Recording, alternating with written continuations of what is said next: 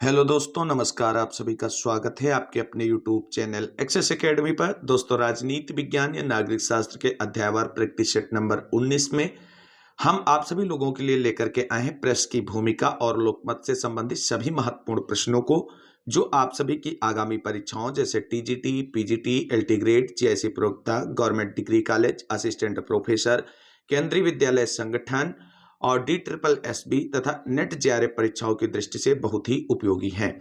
साथियों, प्रेस की भूमिका एवं लोकमत से बनने वाले सभी इंपॉर्टेंट क्वेश्चंस को इसमें इंक्लूड किया गया है। तो आप सभी से निवेदन है कि वीडियो अंत तक देखें और प्लीज वीडियो को लाइक करें, दोस्तों में शेयर करें। और जितने भाई बहन चैनल पे पहली बार विजिट कर रहे हैं उनसे निवेदन है कि प्लीज चैनल को सब्सक्राइब करके बेल आइकन दबा लें आगे की लेटेस्ट अपडेट और बेहतर तैयारी फ्री ऑफ कास्ट करने के लिए। तो साथियों, शुरू करते हैं आज का वीडियो, जिसमें topic wise practice set number 19 है और इसमें प्रेस की भूमिका और लोकमत से जुड़े हुए महत्वपूर्ण प्रश्न इंक्लूड किए गए हैं। देखते हैं आज के वीडियो का पहला प्रश्न। आज के वीडियो का पहला प्रश्न है दोस्तों, प्रेस जनमत को व्यक्त करने वालों में सर्वप्रथम है, यह किसने कहा है? Option A Willoughby, option B Bryce, option C Stone और ऑप्शन डी डूवर्जर। तो राइट आंसर इसका होगा ऑप्शन नंबर बी। प्रेस जनमत को व्यक्त करने वालों में सर्वप्रथम है, यह कथन ब्राइस का है। अगला प्रश्न है दोस्तों, निम्न में से प्रेस की स्वतंत्रता का प्रबल समर्थक कौन है? Option A Green, option B Blackstone, option C Milton और ऑप्शन डी उपरोक्त सभी। तो राइट आंसर बनेगा option number B. Blackstone को प्रेस की स्वतंत्रता का प्रबल समर्थक माना जाता है। अगला प्रश्न है, प्रेस को निम्न में से क्या कहा जाता है? ऑप्शन ए विचार संग्रह, ऑप्शन बी समाचार पत्र, ऑप्शन सी चतुर्थ स्तंभ और ऑप्शन डी उपयुक्त सभी। तो राइट आंसर होगा ऑप्शन नंबर सी। प्रेस को चतुर्थ स्तंभ के नाम से संबोधित किया जाता है। अगला प्रश्न है दोस्तों, निम्न में से कौन विचार की स्वतंत्रता का समर्थक नहीं है? Option A Laski, option B Blackstone, option C सुकरात और ऑप्शन डी हरनसा। राइट आंसर आपका ऑप्शन नंबर डी होगा। हरनसा जो है विचारों की स्वतंत्रता के समर्थक नहीं, बल्कि लास्की, ब्लैक स्टोन और सुकरात जो हैं ये विचारों की स्वतंत्रता के प्रबल समर्थकों में माने जाते हैं। अगला प्रश्न है, प्राचीन युग में विचार स्वातंत्र का कौन समर्थक था? Option A Pythagoras, option B Glaucon, option B C सुकरात और option D Manu. Right answer option number C होगा। सुकरात जो है प्राचीन युग में विचार स्वतंत्र के प्रबल समर्थक थे और ये किसके गुरु थे? इस प्रश्न का आंसर आप सभी को कमेंट करके बताना है। अगला प्रश्न है, किसने जनमत निर्माण के तथ्य को उस परिवेश से जोड़ा है जिसमें लोग रहते हैं? Option A Lippmann, option B Roddy, option C Labelle और option D Albig. Right answer option number A बनेगा। लिपमैन ने जनमत निर्माण के तथ्य को उस परिवेश से जोड़ा है जिसमें लोग रहते हैं। अगला प्रश्न है, किसने यह कहा है कि समाचारों की स्वतंत्रता सच्चे लोकतंत्र का जीवन है? Option A James Hickey, option B Owen, option C Benden Bickey, option D Mill. Right answer option number C होगा। बेंडन बिक्की ने कहा है कि समाचारों की स्वतंत्रता सच्चे लोकतंत्र का जीवन है। अगला प्रश्न है, इंग्लैंड में विचार स्वतंत्रता का समर्थक कौन था? Option A Milton, option B Mill, option C Gandhi और option D Marx. Right answer option number B होगा। इंग्लैंड में विचार स्वतंत्रता का प्रबल समर्थक मिल को माना जाता है। अगला प्रश्न देखते हैं दोस्तों। अगला प्रश्न है, कब से भारत में अभिव्यक्ति की स्वतंत्रता लागू की गई? ऑप्शन ए 1950 से, ऑप्शन बी 1947 से, ऑप्शन सी 1948 से, ऑप्शन डी 1949 से।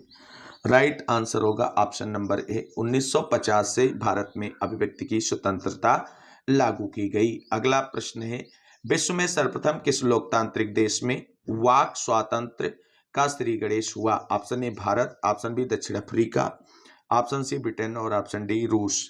Right answer option number C होगा। ब्रिटेन से वाक स्वतंत्रता का श्री गणेश हुआ है। अगला प्रश्न है, मैग्ना कार्टा कब पारित हुआ? ऑप्शन ए सन 1214 ईस्वी में, ऑप्शन बी सन 1215 ईस्वी में, ऑप्शन सी सन 1216 ईस्वी में, ऑप्शन डी सन 1218 ईस्वी में। राइट आंसर आपका ऑप्शन नंबर बी होगा, सन 1215 ईस्वी में। अगला प्रश्न है, निम्न में से कौन अभिव्यक्ति की स्वतंत्रता का घोर या प्रबल समर्थक है? Option A Mill, option B Plato, option C Pythagoras, option D इनमें से कोई नहीं। Right answer option number A बनेगा। मिल को अभिव्यक्ति की स्वतंत्रता का प्रबल समर्थक माना जाता है। अगला प्रश्न है, ऑन लिबर्टी अभिव्यक्ति की स्वतंत्रता से संबंध एक महत्वपूर्ण कृति है, बताइए कि यह किसकी रचना है? Option A Malthus, option B Mill, option C Green और option D Locke. Right answer होगा आपके लिए option number B, On Liberty पुस्तक जो है वो मिल महोदय की है।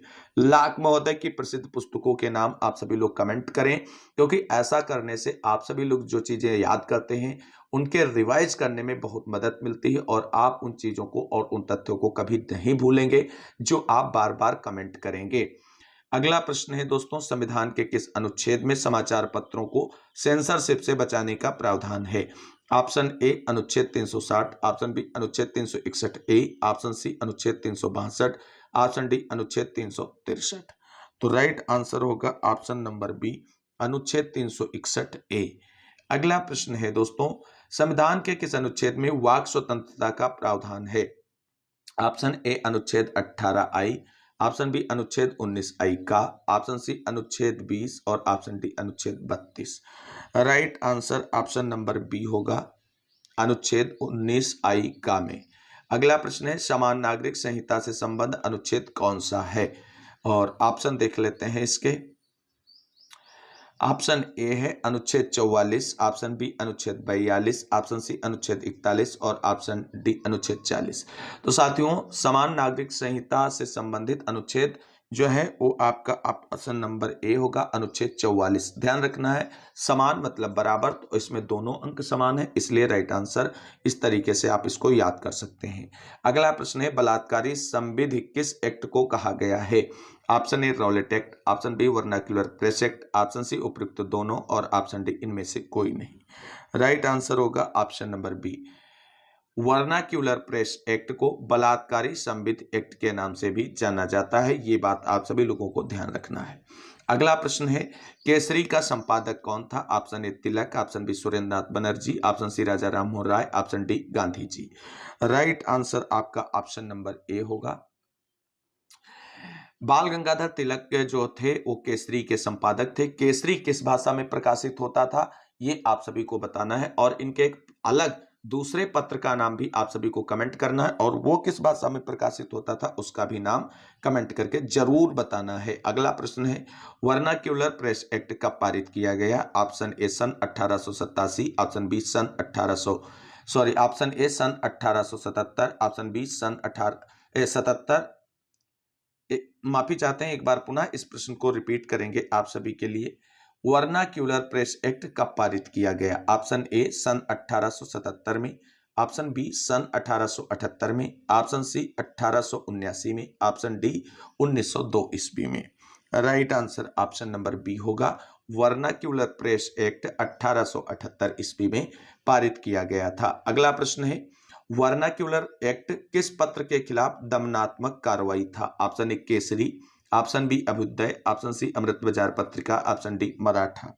राइट आंसर होगा option number C, Amrit Bazar Patrika. अगला प्रश्न है, पत्रकारिता के लिए सजा पाने वाले प्रथम भारतीय कौन थे? बहुत ही इंपॉर्टेंट क्वेश्चन है, इसको मार्क करिए आप सभी लोग अभी। Option A Aurobindo Ghosh, option B Surendra Nath Banerjee, option C Maulana Azad और option D Bal Gangadhar Tilak. Right answer बनेगा option number B, Surendra Nath Banerjee. और आपको बता दें, बाल गंगाधर तिलक को भी पत्रकारिता के क्षेत्र में जो है सजा मिली थी। अगला प्रश्न है, किसने प्रेस की ताकत को सर्वोच्च स्वीकार किया है? ऑप्शन ए मुसोलिनी ने, ऑप्शन बी लाक ने, ऑप्शन सी हिटलर ने, ऑप्शन डी स्टालिन ने। Right answer option number C होगा, हिटलर ने प्रेस की ताकत को सर्वोच्च स्वीकार किया है। अगला प्रश्न है, निम्न में से किसने विचार एवं भाषण को अन्य सब स्वतंत्रताओं की नींव माना है? इंपॉर्टेंट क्वेश्चन बन गया। Option A Bentham, option B Austin, option C Milton और option D Mill. Right answer option number C होगा, मिल्टन ने विचार एवं भाषण को अन्य सब स्वतंत्रताओं की नींव माना है। अगला प्रश्न देखते हैं दोस्तों। अगला प्रश्न है, प्रेस से क्या तात्पर्य है? ऑप्शन ए समाचार पत्र पत्रिकाएं, option B radio TV video आदि, ऑप्शन सी वैचारिक चर्चाएं, ऑप्शन डी उपयुक्त सभी। Right answer option number D होगा। प्रेस का तात्पर्य होता है समाचार पत्र पत्रिकाएं, रेडियो टेलीविजन वीडियो वैचारिक चर्चाएं आदि सभी कुछ। अगला प्रश्न है, बताइए स्वाधीनता आंदोलन के दौरान किस पत्र ने महती भूमिका का निर्वहन किया? ऑप्शन ए काल, ऑप्शन बी संध्या, option C Navshakti, option D उपयुक्त सभी। Right answer option number D होगा, उपयुक्त सभी। स्वाधीनता आंदोलन के दौरान समाचार पत्र जो हैं वो स्वतंत्रता की चिंगारी को एक स्थान से दूसरे स्थान पहुंचाने में अपनी महती भूमिका निभाई।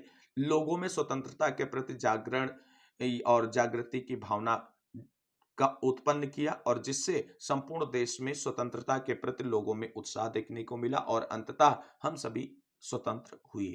अगला प्रश्न है, 1857 में भारत से प्रकाशित होने वाले प्रमुख समाचार पत्र कौन थे? Option A Bangadoot, option B Standard, option C Herald और ऑप्शन डी उपयुक्त सभी। Right answer option number D उपयुक्त सभी होगा। अगला प्रश्न है दोस्तों, वाक एवं अभिव्यक्ति की स्वतंत्रता पर प्रतिबंध का क्या आधार है? ऑप्शन ए मानहानि, ऑप्शन बी राज्य की सुरक्षा, ऑप्शन सी अपराध उद्दीपन, ऑप्शन डी सभी। Right answer option number D होगा। यानी वाक और अभिव्यक्ति की स्वतंत्रता पर प्रतिबंध मानहानि की स्थिति में, राज्य की सुरक्षा जब खतरे में हो आपके वाक स्वतंत्रता से तब, और अपराध उद्दीपन होता हो आपकी वाक स्वतंत्रता से, इस परिप्रेक्ष्य में आपकी वाक एवं अभिव्यक्ति की स्वतंत्रता पर प्रतिबंध लगाया जा सकता है। अगला प्रश्न है, प्रेस की भूमिका की देखरेख का उत्तरदायित्व किस पर है? ऑप्शन ए जनता पर, ऑप्शन बी संसद पर, ऑप्शन सी न्यायपालिका पर और ऑप्शन डी प्रेस परिषद पर। Right answer option number D होगा, प्रेस परिषद। अगला प्रश्न है, वह मत जनमत है जो जन कल्याण की भावना से प्रेरित हो, यह कथन किसका है? Option A Soltau, option B Bryce, option C Beni Prasad और ऑप्शन डी डूब। राइट आंसर होगा ऑप्शन नंबर सी। ये स्टेटमेंट बेनी प्रसाद का है जो एक प्रसिद्ध विचारक हुए हैं। दोस्तों आज के वीडियो का अंतिम प्रश्न डिस्कस करते हैं। निम्न में से जनमत निर्माण का साधन है? ऑप्शन ए दबाव समूह, ऑप्शन बी राजनीतिक दल, ऑप्शन सी प्रेस और ऑप्शन डी उपरोक्त सभी। Right answer option number D होगा, उपरोक्त सभी जो है जनमत निर्माण के प्रमुख साधन है। तो साथियों ये था आज का वीडियो जिसके अंतर्गत प्रश्न और लोकमत से संबंधित महत्वपूर्ण प्रश्नों को आप सभी के साथ डिस्कस किया गया है। उम्मीद करते हैं वीडियो आप सभी को अच्छा लगा होगा और आपकी आगामी परीक्षाओं की दृष्टि से हेल्पफुल भी साबित होगा। तो आज की इस वीडियो को सभी साथियों के द्वारा अंत तक देखने के लिए बहुत बहुत शुक्रिया और धन्यवाद। मिलते हैं अगली वीडियो में संविधान से जुड़े हुए महत्वपूर्ण प्रश्नों का प्रैक्टिस सेट लेकर के। तब तक के लिए सभी साथियों को जय हिंद, जय भारत, वंदे मातरम। आप सभी साथियों का दिन शुभ हो।